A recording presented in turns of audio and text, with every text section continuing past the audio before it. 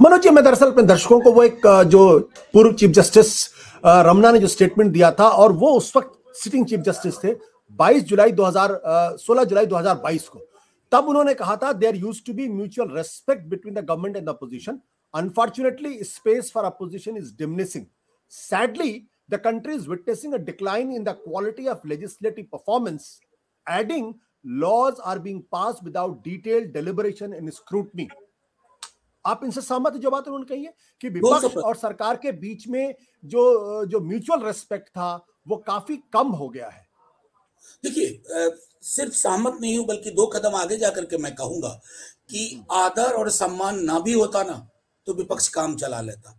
आप विपक्ष को शत्रु के भाव से देखते हैं, मतलब आप उनको पूरी जो वोकैबुलरी है, शब्दावली है सत्ता पक्ष की, वो शत्रुता वाली शब्दावली है। जो शब्दावली युद्ध में इस्तेमाल होती है वो आप विपक्ष के दलों के लिए इस्तेमाल करते हैं।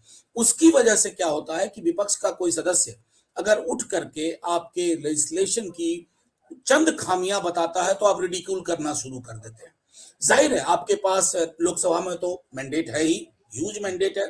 राज्यसभा में आपके पास प्रबंधन का मैंडेट है, आप प्रबंधन करके नंबर अपना बढ़ाते हैं।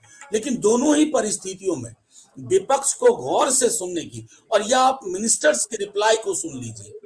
आप मिनिस्टर्स के रिप्लाई को किसी बिल पर आप सुनेंगे तो आपको साफ तौर पे लगेगा कि वो रिस्पॉन्ड नहीं कर रहे हैं, वो रिडिक्यूल कर रहे हैं। तो ये जो रिस्पॉन्ड करना और रिडिक्यूल करने का फर्क है, ये हमारे संसद में आज 24 घंटे 7 दिन देखा जाता है। और जाहिर है, इसलिए रमन्ना साहब की बात से आगे जाकर के मैंने कहा कि सत्ता पक्ष ये भूल गया है कि सरकार आपकी है, लेकिन सदन में अगर आपको सत्ता सौंपी है लोगों ने, तो उसने विपक्ष भी तय किया और उसने विपक्ष को एक दायित्व दिया है। और विपक्ष अगर अपना दायित्व निभाने की कोशिश करता है और सत्ता पक्ष उसका उपहास करता है, तो जाहिर है कि तंत्र को आईसीयू में जाने में ज्यादा वक्त नहीं लगता। बिल्कुल।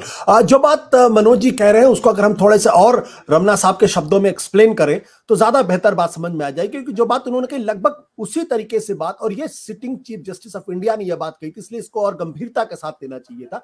एक तरीके से वो जो लॉ मेकिंग है इस देश के अंदर उस पर बहुत गहरी टिप्पणी कर रहे हैं। वो कहते हैं, if the bills are thoroughly and dispassionately debated and all the well meaning suggestions accommodated, we will have better laws without deficiency save the judiciary from the avoidable burden of litigation.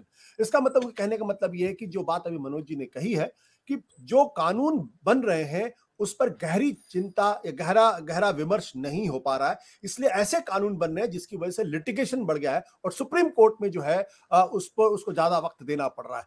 इसके संदर्भ में जो बात पिछले दिनों अभी जो नए चेयरमैन साहब है, वाइस प्रेसिडेंट जगदीप धनखड़ साहब ने जिस तरीके से एनजेसी कानून के संदर्भ में उन्होंने टिप्पणी की कि भाई जो सुप्रीम कोर्ट ने उसको नल एंड वायर्ड घोषित किया वो दरअसल पार्लियामेंट्री सॉवरेनिटी को कॉम्प्रोमाइज किया गया, आप उससे सहमत हैं?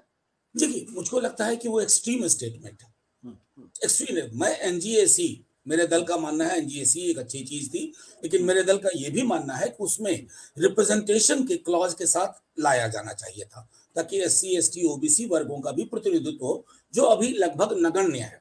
लेकिन डेली लेवल पर इस तरह की एक्सट्रीम टिप्पणी करना, तो वो जो मैं बार बार कहता हूं कि कॉन्स्टिट्यूशन और कॉन्स्टिट्यूएंट असेंबली में जो मर्म था एक संतुलन का, एग्जीक्यूटिव, लेजिस्लेचर और जुडिशरी का, वो आहत होता है। और अगर वो कोई भी, अगर जुडिशरी की टिप्पणी से पार्लियामेंट आहत हो या पार्लियामेंट की टिप्पणी से जुडिशरी आहत हो और ये 24 घंटे 7 दिन का एक रूटीन में चलना शुरू हो जाए, तो मैं समझता हूं कि जिस तरह से हमने अपनी डेमोक्रेसी की कल्पना की थी वो चोटिल होती है, और वो इन दिनों बहुत हो रही है। बट क्या ये उपराष्ट्रपति महोदय को यह बात कहनी चाहिए, क्योंकि संविधान के मुताबिक पार्लियामेंट अगर कोई भी कानून बनाता है तो सुप्रीम कोर्ट को उसको रिव्यू करने का अधिकार है, उसको नल एंड वायर्ड घोषित करने का अधिकार है, और अगर सुप्रीम कोर्ट ऐसा करता है तो क्या देश के उपराष्ट्रपति को कहना चाहिए it's a compromising on the parliamentary sovereignty? यानी आप ये कह रहे हैं कि सुप्रीम कोर्ट को पार्लियामेंट के द्वारा बनाए गए कानून को नल एंड वायर्ड घोषित करने का अधिकार नहीं। Is it a constitutional statement और नॉट?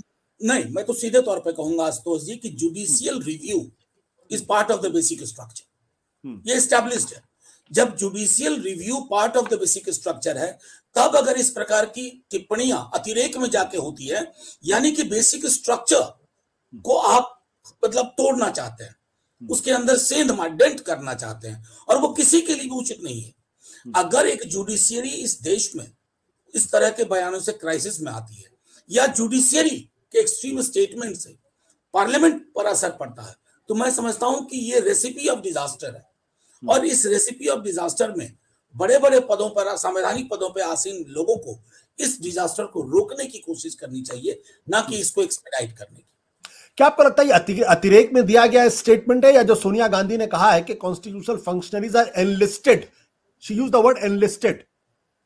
देखिए, मैं समझता हूं कई उदाहरण हैं जिसके माध्यम से आप देख सकते हैं कि सोनिया जी की चिंता मैं समझता हूं कहीं से भी गैर वाजिब नहीं थी। उनकी चिंता थी कि अगर ये डेली लेवल पर इस प्रकार के बयान जाते हैं तो आप एक इंपॉर्टेंट पिलर को डेंट कर रहे हैं। दूसरा, क्या हमें ये नहीं पता, खुद अरुण जेटली जी ने क्या एक बार बयान दिया था, pre retirement judgements are actually a kind of channel for post retirement jobs.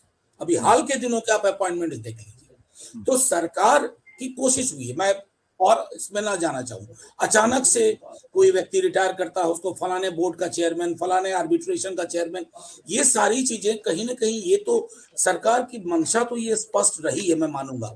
They were seeking committed judiciary, और कमिटेड जुडिशियरी सीख करना, मैं समझता हूं कि आज उनको भले तालीम मिल जाए, थोड़ा फायदा हो जाए 2-4 मुकदमों में, लेकिन अंततः हमारे लोकतंत्र की नींव को कमजोर करेगा। इसलिए सोनिया जी की टिप्पणी पर मेरा मानना है कि हमारे सदन में जो चर्चा कल हुई वो नहीं होनी चाहिए थी, क्योंकि फिर तो बड़ा मुश्किल है। कहीं भी मैं ही बाहर बोलता हूँ, पार्लियामेंट के बारे में आपसे बात कर रहा हूँ और अपनी चिंताएं व्यक्त कर रहा हूँ, ये ब्रीच का मामला हो ही नहीं सकता।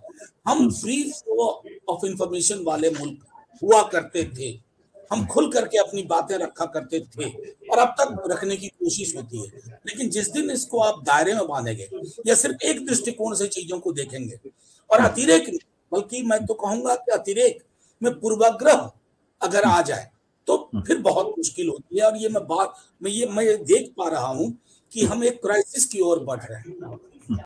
सत्य हिंदी का ऐप डाउनलोड करें गूगल प्ले स्टोर पर।